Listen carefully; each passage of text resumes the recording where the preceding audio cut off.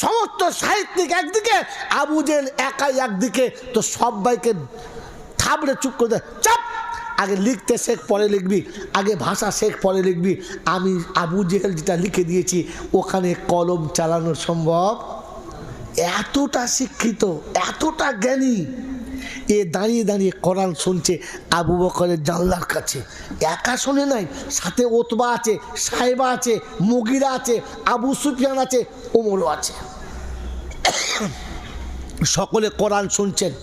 মেরে মোহতম দোস্তর বুজুর্গ, একদিন দুদিন নয়, এক সপ্তাহ দু সপ্তাহ নয়, মাসের পর মাস আবু বকরের জানলার কাছে দাঁড়িয়ে কোরআন শুনছে। রাত জেগে দাঁড়িয়ে শুনছে, চেয়ারে নয়, প্যান্ডেলের তলায় নয়, একা একা দাঁড়িয়ে শুনছে। আর সারা রাত কোরআন শুনে ফিরে যাওয়ার সময় এতটা ঘোর লেগে গেছে যে একে অপরের সঙ্গে ধাক্কাও হয়ে গেছে। এই কে রে, মুগিরা তুই? বললে হ্যাঁ। শোভা? বললে হ্যাঁ। বলে জি আপনি এসেছেন? বলে আমি তো এসেছি। আবু বকরের কণ্ঠস্বর আমাকে পাগল করে দিয়েছে, বিছানা ছাড়তে বাধ্য করেছে, বিবি ছাড়তে বাধ্য করেছে, আর কণ্ঠস্বর শুনে আমি চলে এসেছি। বলে আমাদেরও ঠিক তাই, বিছানায় শুয়ে থাকি, আবু বকর যখন কোরআন শরীফ পড়ে মনে হয় যেন বিছানা আমাদের পিঠে কাঁটা ভোকায়, বলে ওঠ না, ওঠ না, একবার জানা শোন না কোরআনটা। পাগল হয়ে উঠে আসি, বিবি বাহুতে আটকায় রাখতে পারে না, চলে আসি। আমার বন্ধু, আমার কেশপুরের বুদ্ধিজীবীরা, শিক্ষিত বন্ধুরা, যারা একটু লেখাপড়া শিখে বলে না আমরা কি বুঝি না নাকি, আমরা কি ঘাসে মুখ দিয়ে চলি, মৌলবীরা যা বলতে শুনতে হবে। ওই মুসলমানের ছেলে যদি বুদ্ধি থাকে তো বলো না, আবু জেহেল এত শিক্ষিত হওয়ার পরে এত এত পবিত্র লোকের কাছে কোরআন শুনে আবু জেহেলের জীবন পাল্টেছে। জোরে বলেন, আরো জোরে বলেন।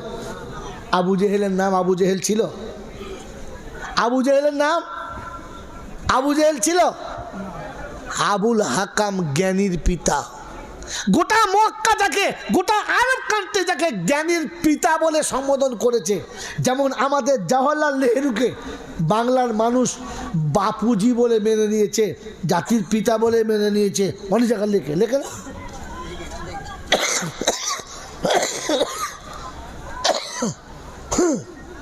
মেরে মোহতম দোস্তর বুজুর্গ, ঠিক তেমনি সাহিত্য সম্রাট হিসেবে যাকে মেনে নিয়েছে, যাকে জ্ঞানীর পিতা হিসেবে মেনে নিয়েছে, আল্লাহর নবী সাল্লাল্লাহু তাআলা আলাইহি ওয়াসাল্লাম যখন দেখলেন যে কোরআনের মতো এত সুন্দর কিতাবটা যখন বুঝতে পারলো না, তো বললে তোকে আর আবুল হাকাম বলানো মানালো না, তুই আনতা আবু জাহিল, তুই হলে মূর্খের পিতা, তুই আর আবুল হাকাম না।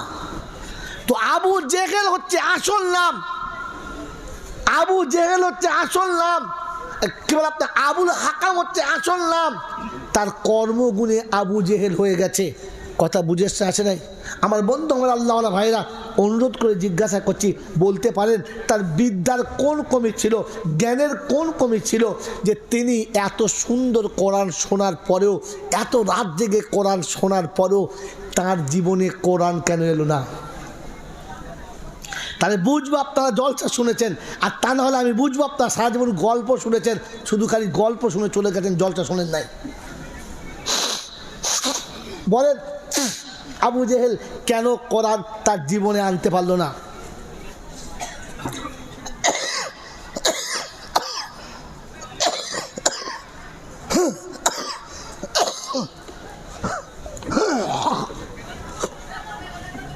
বলেন কেন জীবনে কোরআন আনতে পারলো না?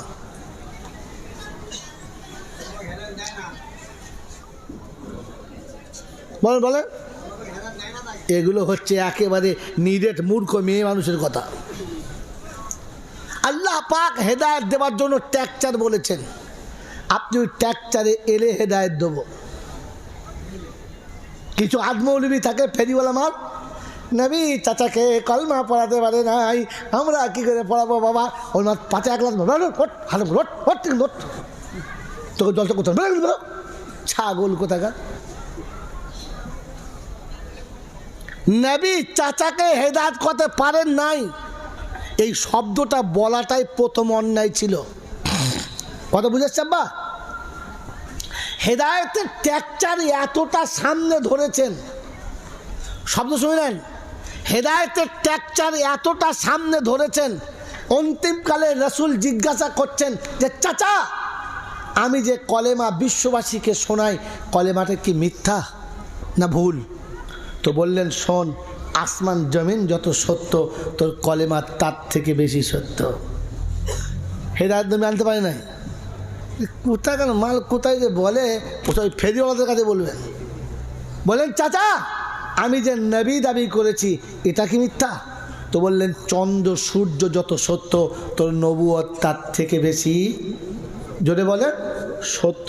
তাহলে তিনি হেদায়েতের পুরো টেকচারটা